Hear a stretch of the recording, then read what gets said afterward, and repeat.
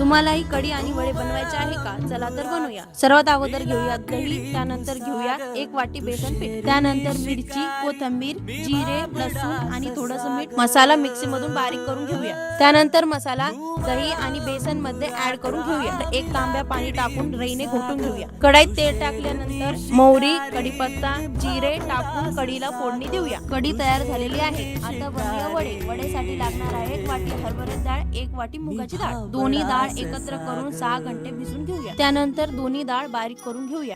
मसाला बारीक करून घेऊया। बारीक केलेला मसाला डाळ मध्ये मिक्स करून घेऊया। आता ऍड करूया 1 चमचा लाल मिरची आणि त्यानंतर थोडेसे कांदे, त्या दोघांनाही मिक्स करून घेऊया। मिक्स केल्यानंतर गोल वड्या बनवून घेऊया। त्यानंतर कढईमध्ये 4 चमचे तेल टाकून वडे तळून घेऊया। तुम्ही बघू शकता आपले वडे क्रिस्पी झालेले आहे। आपले कढी वडे तयार झालेले आहे। तुम्हालाही आवडले असेल तर गावरान रसोई चॅनलला लाईक, सबस्क्राईब करायला विसरू नका।